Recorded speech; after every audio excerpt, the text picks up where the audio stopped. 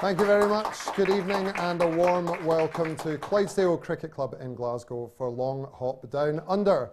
On tonight's show, we're joined in the studio by cricket writer Tim Brooks, legendary Scottish broadcaster Jock Brown, and Scottish cricketer Kazim Farid. We also speak to Clydesdale's, Hampshire's, Perth Scorchers and Pakistan's Yasser Arafat. And Hamilton are our team of the week in the Bowl-Off Challenge. Plenty to look forward to over the next 30 minutes and plenty on which to look back. We'll start in Pool A, where Scotland were unable to overcome Bangladesh and keep their World Cup dreams alive. But 156 for Kyle Kurtzer gave cause for great encouragement and pride in the team's performance. Bangladesh, of course, then went on to dump England out of the World Cup, and they will be on the early plane home with Scotland. In Pool B, everything to play for. Only India have secured their quarter-final place, again, with another emphatic victory, it has to be said, against Ireland earlier on this morning. To give us your views on any of the week's actions or on tonight's programme, you can tweet us at QTV_sports and use the hashtag #FollowScotland. Now, tonight's first guest is a commentator, a writer, a consultant, and a self-professed champion of a bigger, better global game. He's seen 47 international teams play live, and all of this on top of the day job. Please welcome Tim Brooks.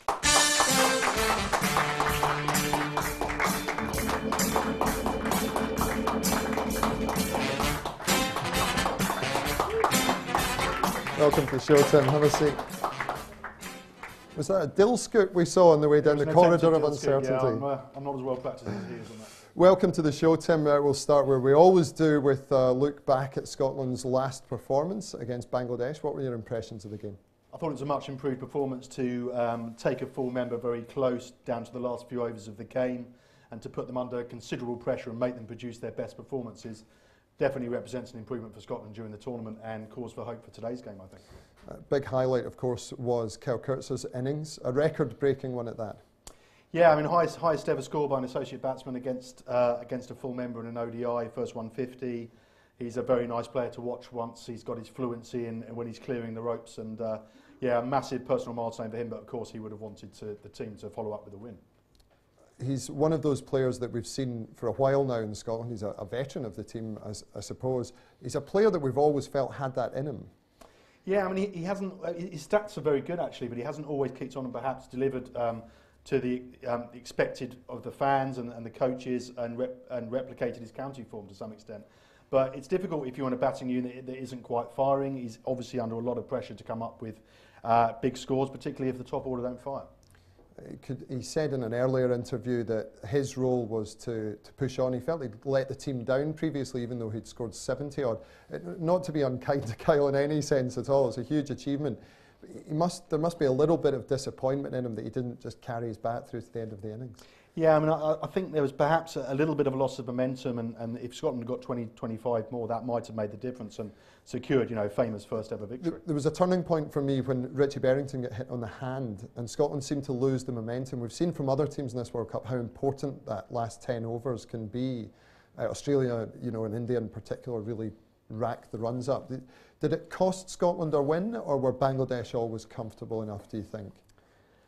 I think Bangladesh may have got through, but they would have been under extreme pressure, and if you're under extreme pressure, obviously mistakes happen. As we saw in the follow-up game for Bangladesh against England, and I'm sorry to bring this up with an England fan, but what were your initial reactions to that match? Well, I think there was very low expectations coming into the tournament because the preparation wasn't very good. We didn't know our best 11, but I think the really painful bit of it was that it seemed like we got a recovery under Butler and Wokes, and then it all went wrong again, so it was kind of double pain. Associate cricket is your speciality, and why we've invited you onto the programme. Give us your view of the other associates.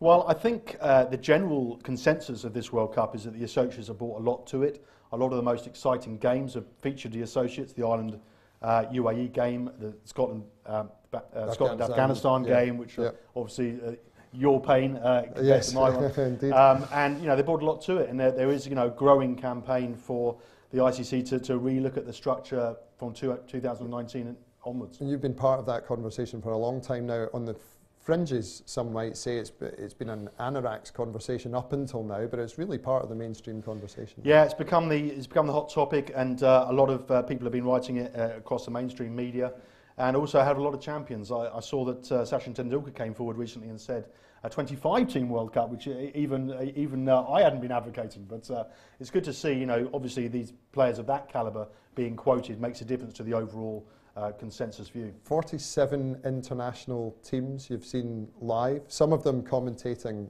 for us. What are some of the more unusual experiences you've had in that? Well, I think firstly, I saw China play in Sharjah in an Asian tournament, and their fielding is absolutely electric, probably the best fielding side I've seen.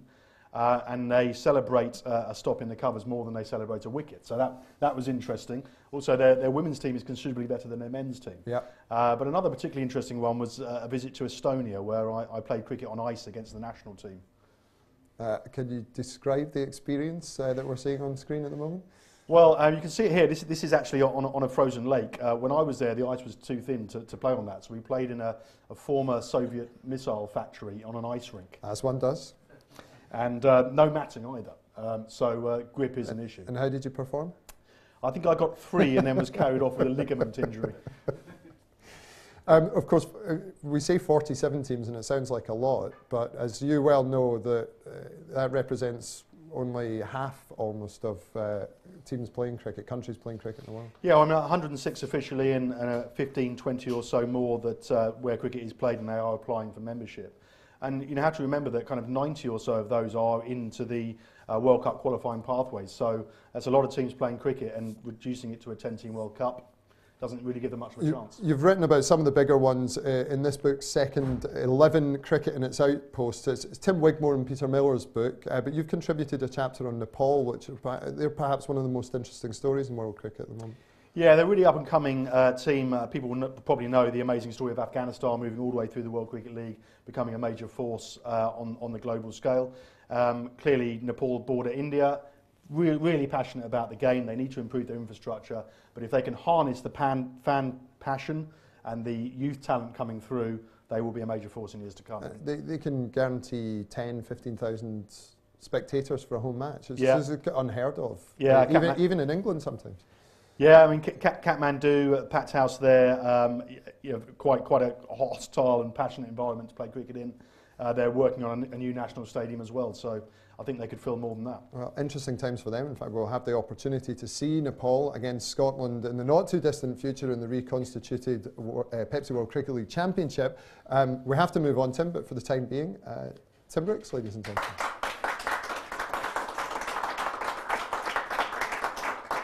So this week, Scotland made the short flight across the Tasman Sea to Hobart, which will be their home for the remainder of the tournament. And Nick Rugby, looking a little bit exhausted and pinker than ever, caught up with the squad. This is the last stop for the Scotland cricket team. Hobart, Tasmania, home for the last few days of what's been a very long tour. Keeping them going for weeks on end is a tough job, and it's the responsibility of the backroom staff, led with enthusiasm by this man. I know she said it's alright.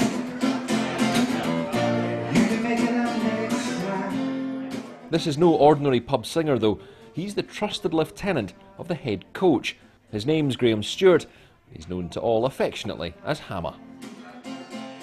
My service I provide, I'm lucky enough to be manager of the Cricket Scotland boys, and my role's purely to make everything off the park so easy for them so they don't need to think about anything else but cricket.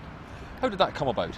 Well, I've sort of had a strong relationship with Grant Bradburn over many 15, 20 years, playing cricket with Grant and then obviously moving towards working with Grant with the Northern Knights, and it's just progressed. And he sort of gave me a call one day when I was in New Zealand and said, can I come and work with these guys on a tour in September?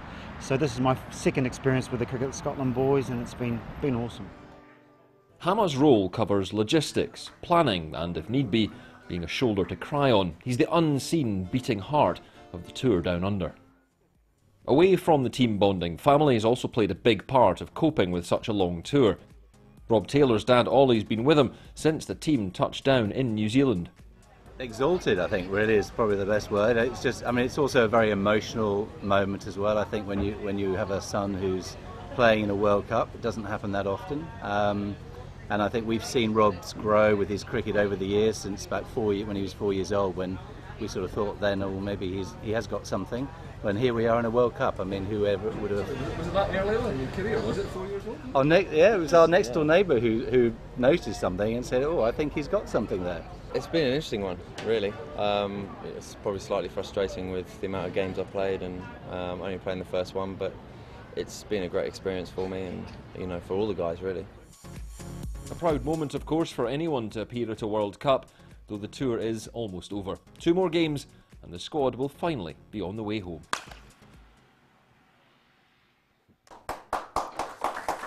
Rob Taylor there with almost a passing resemblance to Jack Whitehall, although I think I probably prefer Rob Taylor's dad.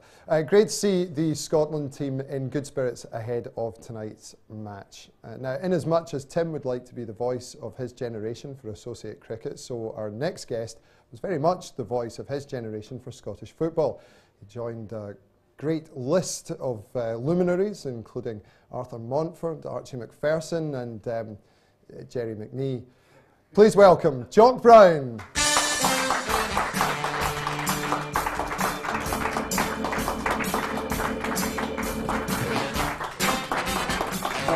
Welcome. Have a seat. Have a seat. Good to see you. Thanks very much for coming on the show. Pleasure, yeah. I know you've been following Scotland's progress in the World Cup. What have you made of the tournament as a whole?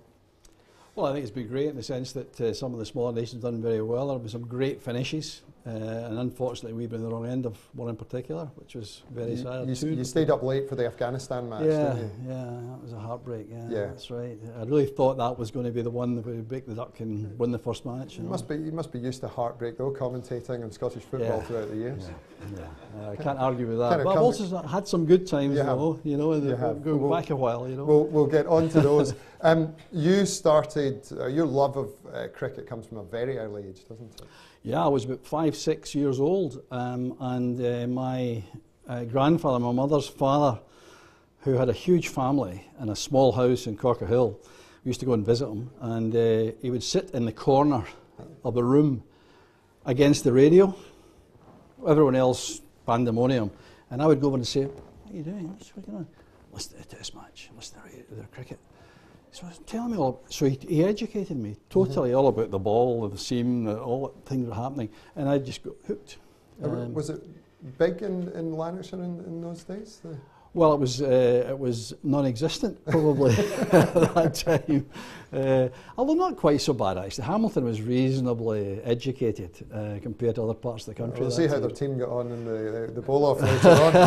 That would be interesting, yeah. We saw just a slightly ill-timed photo of you there, but we'll have a look at it again because football it still has remained your passion and your career, and you represented Cambridge here.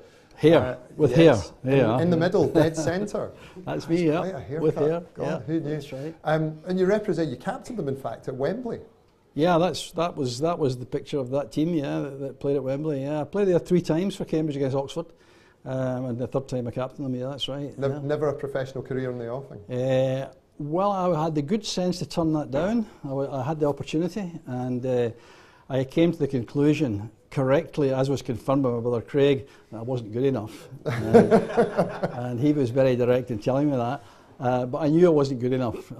I was too slow, I couldn't run. And it meant I was going to have to miss out on other things. And I was going to go professional or go to Cambridge. Yeah. I didn't want to miss Cambridge. I'm pretty sure your parents probably think you made the right decision in that. Well, my father was a professional player and he thought I was utterly hopeless. So you definitely made the right decision then. A long and varied career since, in journalism initially and in law, of course, as well, but then into football commentary. How did you make that leap? Well, because of the journalistic time, I had 5 years in journalism after I left Cambridge, and during that time made the kind of connections in that world. And in 1977, they started for the first time doing reported inserts from live matches. And up till that time, they used to have a commentary, a second half commentary of a main game. and match reports after the event. But that season they started doing reports during the matches. So if a goal was scored, you were at Fir Park, Motherwell, and you were in to tell them that was happening. That's where I started as well. Oh, that's right. So they were looking for recruits for that purpose, and I got offered the chance to try that, and I started doing that. And it described you as a voice of your generation, you know, in a long career, both BBC and with STV, or Scottish, as it was known back then. You had a few highlights and lowlights along the way, and some interesting experiences, I understand, as well. Well, yeah, that's right. Well, of course, I was very fortunate because I was commentating in an era when the World Cup was something we achieved. We actually went to World Cups because I was in Spain, Italy, Mexico, America. Well, we weren't in America, but I was in America. So these were good days, but the qualification games were really the ones which carried the real pressure and the excitement and the tension at Hampden. And these are the ones that you kind of remember best, because we didn't actually do terribly well when we got to finals. And it was a different kind of atmosphere, but the qualifiers, especially at Hampden, were special. We've got this remarkable game, some highlights from Scotland-France in '89. Oh, yeah. What was unusual about the build-up to this game? Well, that was a strange one, yeah, that's the game there, yeah. Mo Johnson scored both goals. No, before the game I was in the commentary position and a telephone call from the producer, and he said, we've just had a call from Rod Stewart. He's in Rio de Janeiro doing a gig there, and he's desperate to follow the game here, and he's discovered the only way he can do it is on a telephone line listening to your commentary. He can't see any pictures, but he's on a telephone line. But we've told him that's not possible unless you agree to it. So I said, well, why wouldn't I? But I said, no, tell him I agree to it on condition that he allows me to say he's listening from Rio de Janeiro. And they came back and said, yeah, he's fine with that, that's good. So half an hour into the game, whatever, I was saying this game's catching the imagination of the whole world and all over the place, and Scottish supporters. Rod Stewart is in Rio de Janeiro, he's tuned into this, listening to that, which I thought was a nice little line. It's a good contra deal for Rod Stewart, I think. So the game ended, and I'm packing my bags and things, and the phone goes, Rod Stewart. And he came on and said, just to say, followed it all, great, loved it, thank you very much for letting me listen in. And in Italy, come and see me and say hello. And I did, and he was terrific. Yeah. Great, good stuff. Tim's seen 47 cricket teams live, international teams live. How many international football teams? I think I could beat that. Do you think? Yeah, I could beat that. I'm not going to ask you both to count them at the moment. I think that would be quite ridiculous. I might not be far off that, because I reckon I've done about 110 international matches. Could be close. And not all involving Scotland, so it'll be, well, you two can wave willies later on then. Jock, we could talk for hours, I'm sure, but we need to move on. For the time being, ladies and gentlemen, Jock Brown.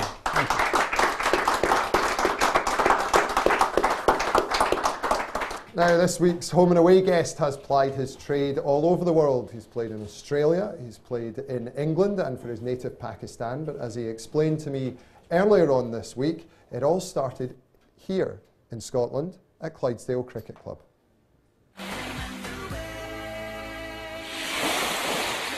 Yasser, thanks very much for joining us. My pleasure. Let me take you back to your time here in Scotland and ask what your first impressions were when you arrived in Scotland.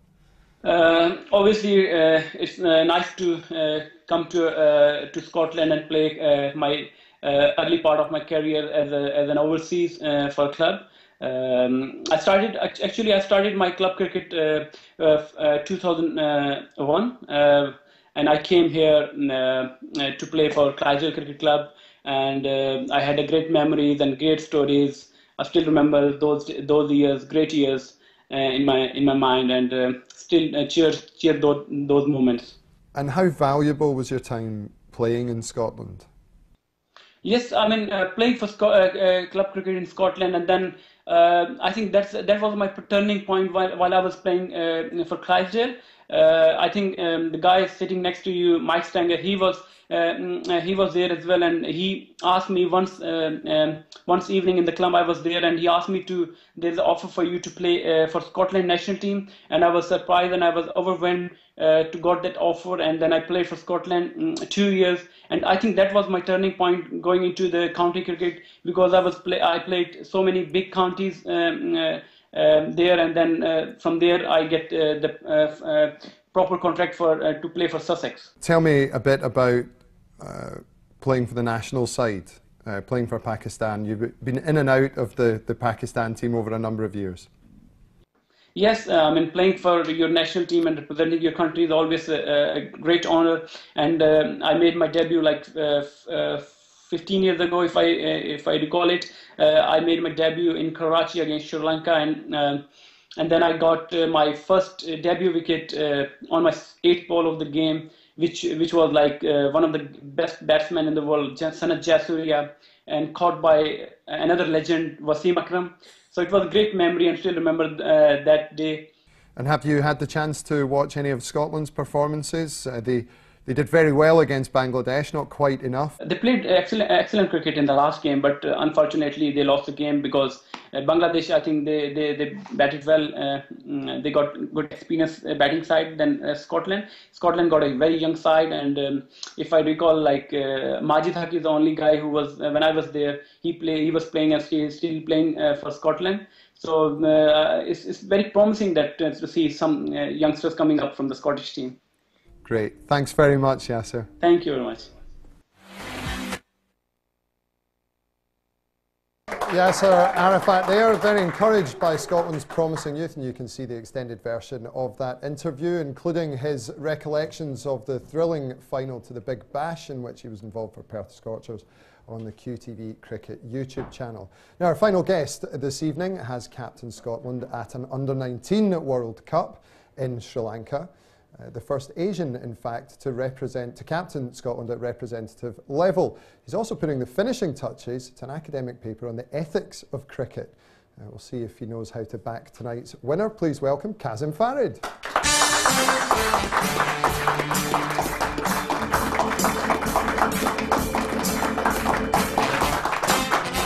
Kazim, thank you.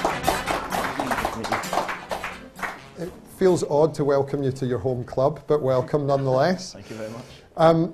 Let's take you back to the Under-19 Cricket World Cup, both just as a cricketer, but also as the first Asian to captain a Scotland team. It must have been a very proud moment for you. Definitely, I think to captain your country in any sport into a big stage like the World Cup will mean a lot, and especially for myself, playing here and having the opportunity to go to a World Cup was great. Two of your teammates in that squad are Richie Berrington and Callum McLeod, who are obviously over there at the moment. They, as individuals, have had slightly mixed fortunes, I think it's fair to say so far. I think so. I mean, their performances right now haven't shown their true talents. We've seen it from Richie. One of the games he got 50. But I think they're due a score. What's going on with Callum at the moment? I mean, we always talk behind the scenes about Scotland needing Callum McLeod to score big and to set the team on the right path, as it were. What do you think he's going to be doing in his preparation before tonight's game?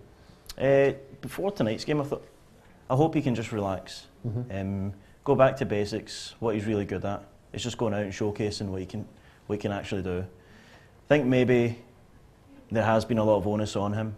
Maybe we're depending too much on him, and he's kind of having a negative effect on him. But I think if he just goes back to basics, shows what he can actually do, prove to everyone that he has got another score in him. Now, this very interesting topic of ethics in cricket is your forte, and you're currently finishing a dissertation at the University of West of Scotland, I understand. This is a world first, as I understand it, as an academic paper. Tell us a bit about it. Well, I wanted to do something different, away from what everyone else does with dissertations. This one, I play cricket day in, day out, and I thought, going into a wee aspect that's always in the media, you always hear about, so why not kind of research about it? In ethics, what we mean by the term, the code of conduct of the game of cricket, what it actually means to players, non-players, different sports as well, and taking it further from there. Specifically, you've been looking at the problem of gambling and match fixing. Yep. How big a challenge is this for the ICC at the moment?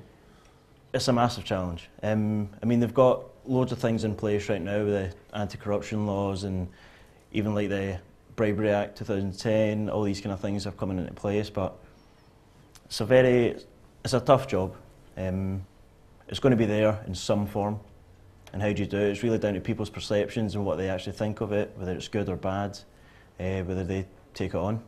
Tim, the proliferation of events around the world makes it all the harder to manage. You know, what's your interpretation of this particular challenge that the ICC faces? I think part of the context of this is that gambling is becoming quite complex. The ways that you can place bets and what you can place bets on is becoming incredibly specific, rather than just a team wins or another team wins or higher score or whatever.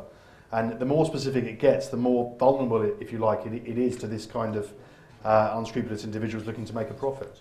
It's something that's sort of touched football in other countries. Are we naive to think? Are we naive to think it doesn't happen? Very much so. I mean, this whole idea, as Tim made the point, that you're now in a situation where you can bet on a throw-in being given or conceded in the first 30 seconds, and you've got the player who'll do that readily. Just take the kick off and launch it. And the fact that they can bet on virtually any element, how many free kicks in the first 10 minutes, how many yellow cards, that's one they're doing quite a lot of.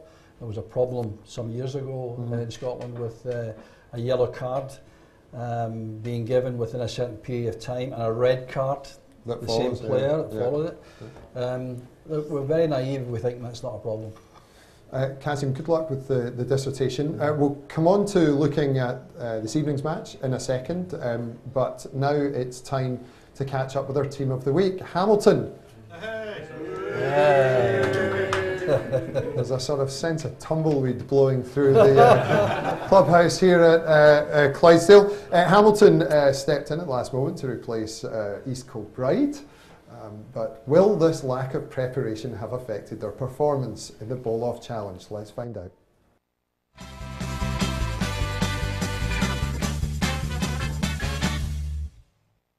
Hamar Ashraf, right arm over.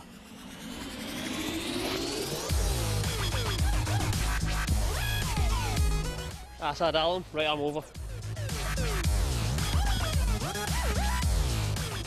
Azim Akbar, right arm over.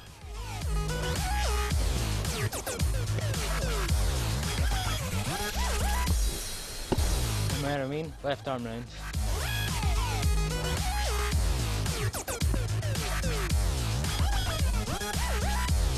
Swaran Singh, right arm over.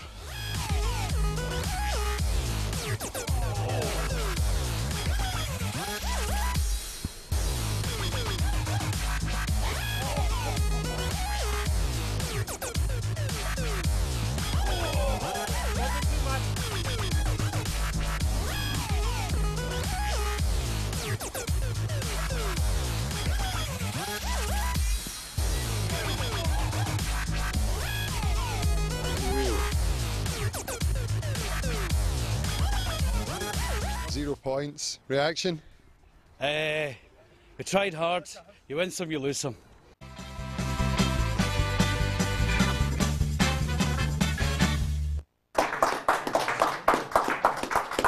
Oh dear, a big fat duck for Hamilton.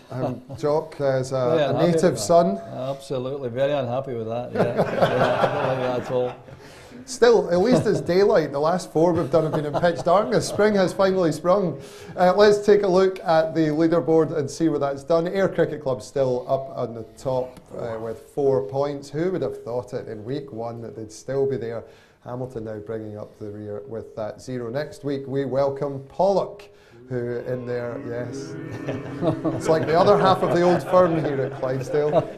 They're a fairly competitive bunch, so we'll see how they get on Friday. Guys, just turning our attention to tonight's game. Kazim, let's ask you first. It's important for Scotland, despite not having any chance of progressing this World Cup, it's important that they finish their 2 remaining matches in the right way, isn't it? Oh, 100%. The 2 previous games, they've took it really far and they came undone very close. So I think from now, if they can take this game, showcase their skills, finish on a high note, they can come back gaining quite a lot from it in terms of experience. Yeah, well, we heard Rob Taylor saying that earlier on. He's somebody that might be in line for a recall to the team today. Tim, any changes that you foresee? Well, I think the bowling has been a little bit disappointing in terms of the penetration, trying to break these partnerships. So perhaps giving him a chance may freshen it up a little bit.